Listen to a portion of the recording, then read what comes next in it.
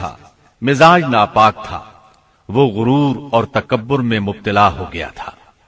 جب اللہ نے آدم علیہ السلام کو پیدا کر لیا اور اس میں اپنی روح پھونک دی تو فرشتوں کو حکم دیا کہ آدم کو سجدہ کریں۔ ابلیس ایک بہت نیک اور بزرگ جن تھا، اس نے کبھی اللہ کی نافرمانی نہیں کی تھی، اسی بنا پر وہ بلند مرتبہ پا کر فرشتوں میں شامل ہو چکا تھا، لیکن فرشتوں کی جنس سے قطعاً نہیں تھا۔ اللہ نے اسے اطاعت اور فرما برداری کا صلہ دیا تھا، اس کی عزت اور اکرام کرتے ہوئے آسمان میں بسایا تھا۔ لمحہ بھر کے لیے بھی اس نے اللہ کی نافرمانی نہیں کی تھی، اور پھر اللہ نے آدم کو سجدہ کرنے کا حکم دیا، اور اس حکم کے مخاطب فرشتے اور ابلیس تھے۔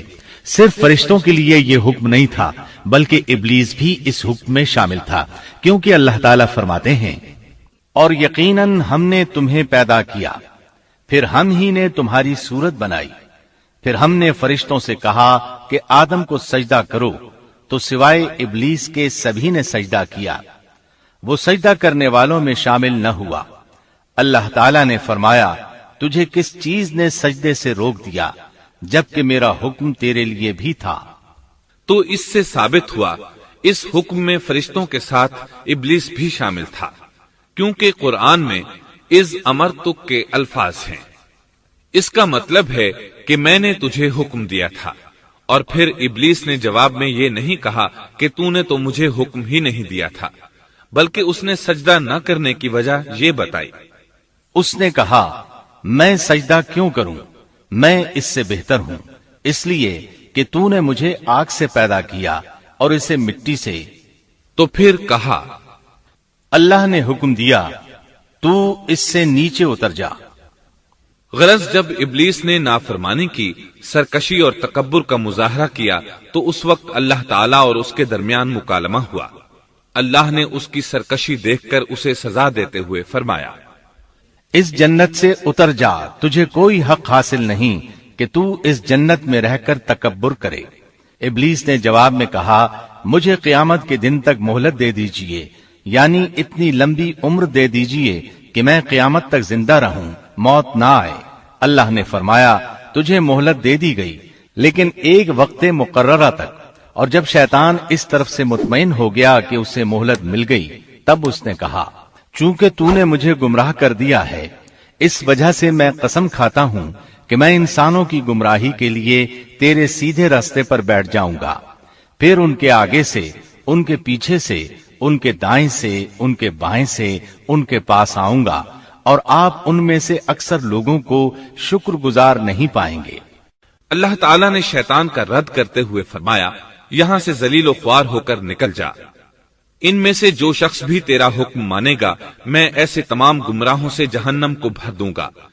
جو انسان بھی تیرا پیروکار بنے گا وہ جہنم کا مستحق اور حقدار ٹھہرے گا۔ قرآن مجید میں دوسرے مقامات پر بھی اس گفتگو کو نئے پیرائے میں دہرایا گیا ہے۔ مثلاً اللہ نے فرمایا، یقیناً ہم نے انسان کو کھنکھناتی مٹی سے پیدا فرمایا ہے جو کہ سڑے ہوئے گارے کی تھی، اور اس سے پہلے ہم نے جنات کو لو والی آگ سے پیدا کیا۔ اور جب تیرے پروردگار نے فرشتوں سے فرمایا، میں انسان کو سیاہ بدبودار کھنکھناتی مٹی سے پیدا کرنے والا ہوں، جب میں اسے پورا بنا چکوں اور اس میں اپنی روح پھونک دوں تو تم سب اس کے لیے سجدے میں گر پڑنا۔ چنانچہ تمام فرشتوں نے سجدہ کیا سوائے ابلیس کے، اس نے سجدہ کرنے والوں میں شمولیت اختیار کرنے سے صاف انکار کر دیا۔ اللہ تعالیٰ نے فرمایا، اے ابلیس، تجھے کیا ہوا کہ تو سجدہ کرنے والوں میں شامل نہ ہوا؟ وہ بولا، میں ایسے انسان کو سجدہ نہیں کر سکتا جسے تو نے سیاہ بدبودار کھنکھناتی مٹی سے پیدا کیا ہے۔ اللہ تعالیٰ نے فرمایا، اب تو بہشت سے نکل جا، کیونکہ تو مردود ہے اور تجھ پر قیامت کے دن تک میری پھٹکار ہے۔ کہنے لگا، اے میرے رب، مجھے اس دن تک مہلت دے دے جس دن کے لوگ دوبارہ زندہ کیے جائیں گے۔ اللہ نے فرمایا، اچھا، اس مقررہ وقت کے دن تک تجھے مہلت دی گئی۔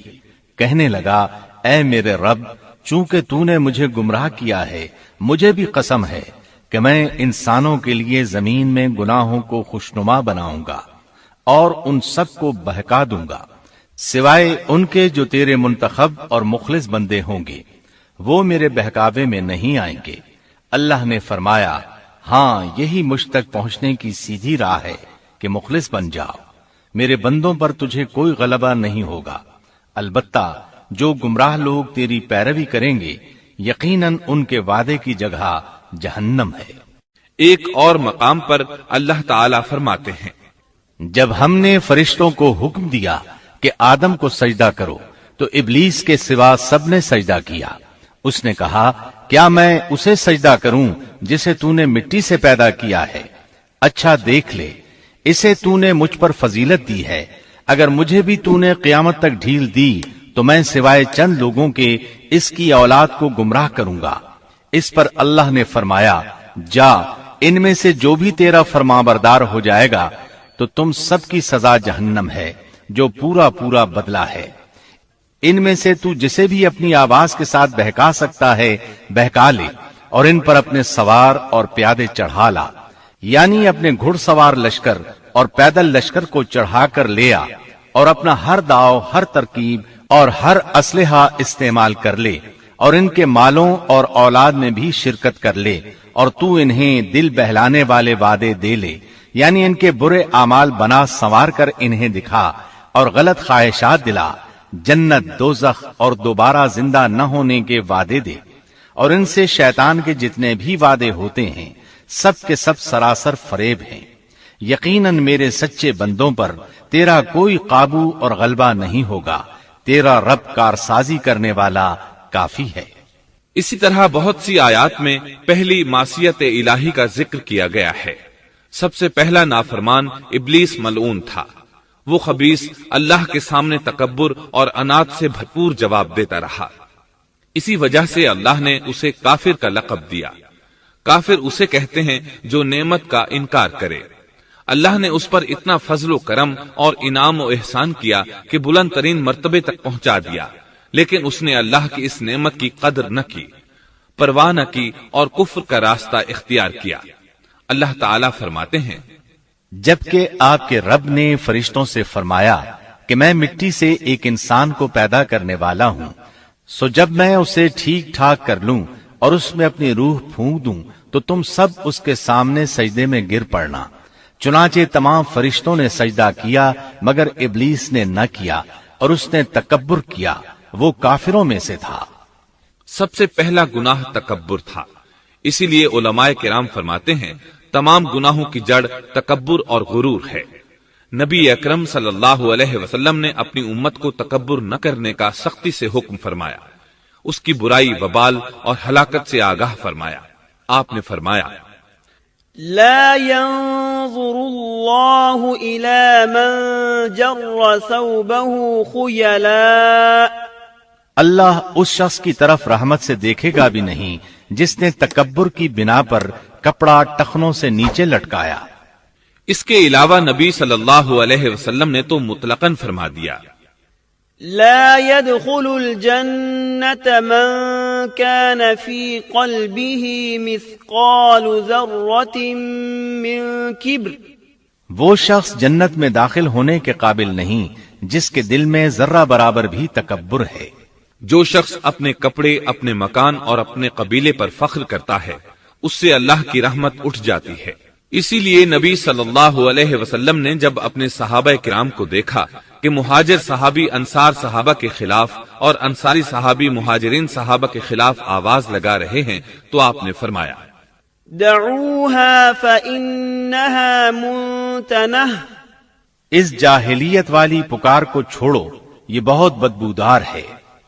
برادری کی بنیاد پر لڑنا، باہم فخر کرنا برے نتائج کا ذریعہ ہے۔ گناہوں کی بنیاد بھی تکبر ہے۔ اس لیے ہر مومن کو چاہیے کہ اپنے نوکر، خادم، ملازم یا کسی بھی مسکین پر کبھی بھی فخر و غرور کا اظہار نہ کرے، کیونکہ یہی اللہ کی سب سے پہلی نافرمانی وجود میں آئی تھی۔ سبسکرائب کیجئے ہمارے چینل اور دبائیے بیل کا آئیکن تاکہ آپ کو ریگولر نوٹیفیکیشن اپڈیٹس مل سکے۔